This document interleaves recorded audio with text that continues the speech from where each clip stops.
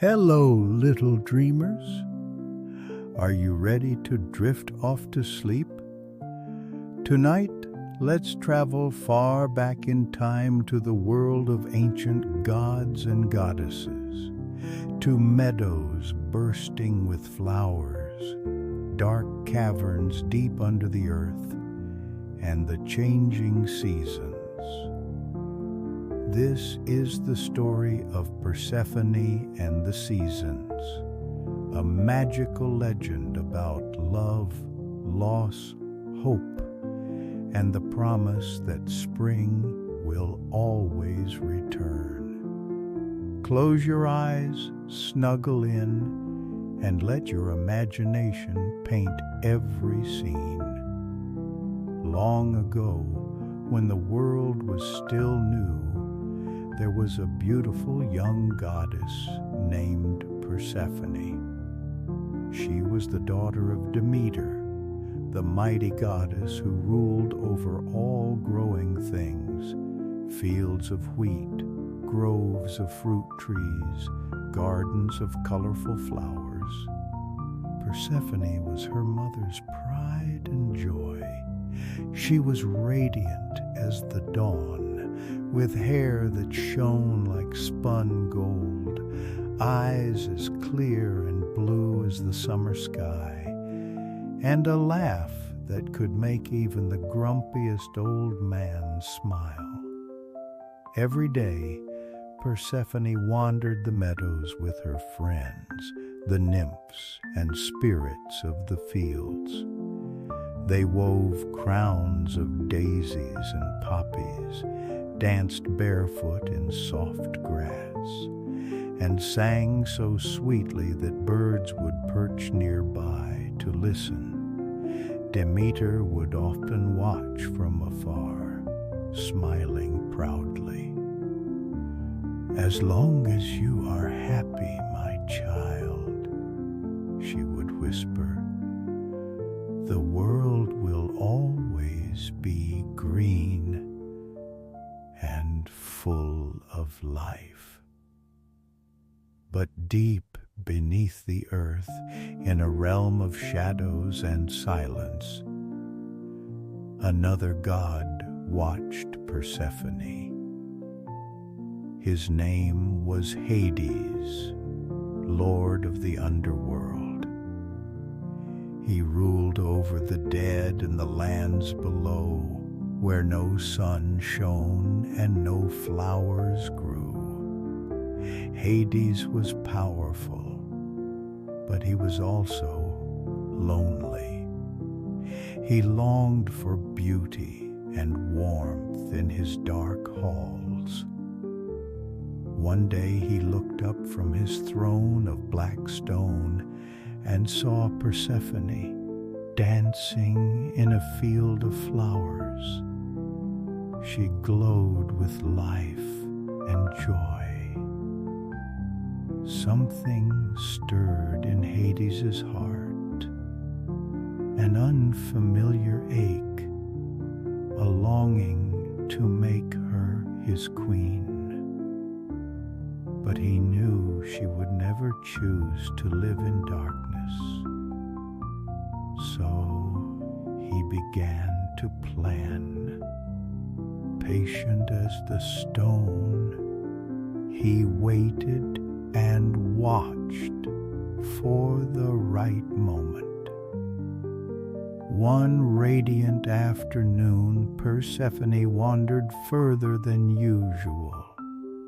The sun was warm on her skin, the breeze scented with wildflowers. She and her friends picked armfuls of blooms and wove them into garlands. But then she saw something strange, a flower, unlike any she had ever seen. It stood alone in the grass, with petals shimmering like moonlight, and a deep, rich scent of earth. "How beautiful," she murmured. She reached out, brushing its soft petals. Suddenly the earth beneath her feet trembled. A rumbling roar echoed as a crack split open in the ground. The nymph screamed and fled. Persephone tried to run, but it was too late. From the gaping fissure in the earth rose a chariot of black iron pulled by snorting, shadowy horses. At the reins was Hades himself, tall and grim, crowned with obsidian. "Persephone!" he called in a voice like rolling thunder. He reached for her with strong arms. She screamed, struggling to break free. But Hades seized her and pulled her into the chariot. The horses reared and plunged downward. The earth closed over them with a terrible crash, leaving behind silence and a single dropped garland of flowers. Back in the meadow, Demeter's heart suddenly filled with dread. She called for her daughter. "Persephone, Persephone!" There was no answer. Demeter searched every field and grove. She questioned every spirit and every breeze. "Where is my child? Who has seen her?" But the earth kept its secret. No one dared tell the goddess what had happened. Days passed. Demeter's worry turned to grief, then rage. She wandered the earth, her hair unbound, her robes dusty with travel. She refused food and rest, and as she mourned, the world mourned with her. Crops withered, grass turned brown, flowers drooped and died. Famine spread over the land. Meanwhile, Persephone sat in the dark halls of the underworld. She wept in the dim glow of torches. Black walls closed around her. Cold stone floors chilled her feet. Hades watched her with a solemn gaze. "Be my queen," he said. "Rule with me over the dead. I will give you power and riches beyond imagining." But Persephone only sobbed. "I want to go home. I want my mother. I want the sun and flowers." Days turned to weeks. She would not smile or sing. She refused the feasts laid before her. The servants watched her with pity. But one day, worn and hungry, she noticed a single gleaming pomegranate on a silver tray. She picked it up. It felt cool in her palm. Slowly she ate 6 seeds. They burst with dark, rich sweetness. She felt a sudden shiver as ancient magic settled around her. Above, Demeter's despair grew unbearable. She sat on a cold rock, head bowed, refusing to make anything grow. Snow fell where it had never fallen. The wind howled through dead fields. Humans cried out in hunger. "Please, great Demeter, save us." But Demeter would not hear them. "I will not let the earth live while my daughter is gone." The gods on Mount Olympus watched in alarm. Crops failed. Offerings ceased. The world was dying. Zeus, the king of gods, realized he had to act. Zeus called Hermes, the swift-footed messenger. "Fly to Hades," he ordered. "Tell him he must return Persephone. The world will not survive without her." Hermes nodded, his winged sandals flashing. He sped down through caves and cracks, past rivers of fire, until he stood in Hades' throne room. "Lord Hades," he said, "by order of Zeus, you must let Persephone return to her mother." Hades sat in silence. His dark eyes watched Persephone, who sat pale and silent beside him. At last he spoke softly.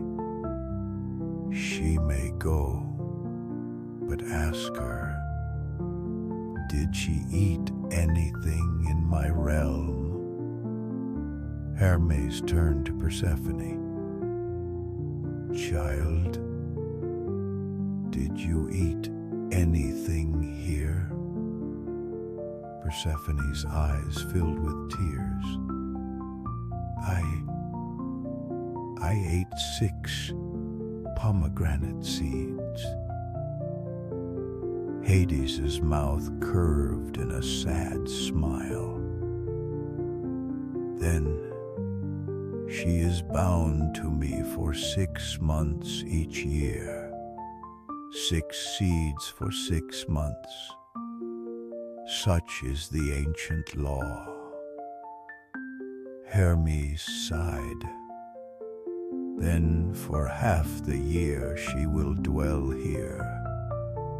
For the other half, she will be free to go to her mother." Persephone's heart sank, but she saw no escape. She nodded silently. Hades took her hand gently. "I will treat you well, Persephone. You will be my queen." She said nothing, her eyes fixed on the flickering torches. Hermes led Persephone up from the underworld. They traveled through caverns and narrow tunnels until they emerged into the bright sunlight. Demeter was waiting. The moment she saw her daughter, she cried out. They ran to each other and embraced tightly. Tears streamed down their faces. "My child, my precious child," Demeter sobbed. "Mother, I missed you so much." Persephone wept. At that moment, the earth came back to life. Grass turned green. Flowers sprang up in brilliant color. Trees unfurled new leaves. Birdsong returned. It was spring again. But Persephone had to explain. "Mother, I cannot stay forever. I ate 6 seeds. I must return to Hades for 6 months each year." Demeter's face fell. Her tears dripped onto the earth.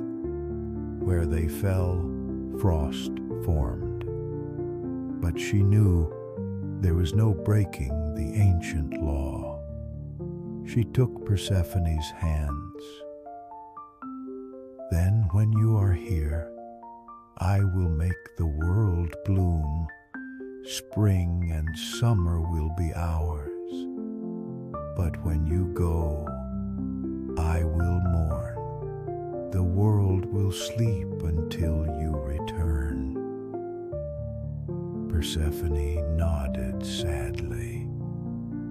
"I will always come back to you." And so it was. Each year, Persephone stayed with her mother for 6 warm months. the world filled with life and color. Fields turned gold with wheat, gardens overflowed with fruit. Children ran barefoot in the grass. But when the time came for Persephone to return below, Demeter's heart would break all over again. She would wrap herself in cold and sorrow. Winds would howl, leaves would fall, snow would cover the earth, winter would rule, until Persephone emerged once more from the dark. This is why the seasons change. Spring and summer for joy and reunion, autumn and winter for loss and waiting, but always, always Persephone returns, and the world is reborn in green and bloom. So whenever you see the first flowers of spring, remember Persephone. She reminds us that even after the darkest winter, warmth and love return. Now close your eyes, little dreamers. Sleep softly. Dream of green meadows, bright flowers, and the promise that no matter how cold the world feels, spring is on its way. Good night, sweet dreams.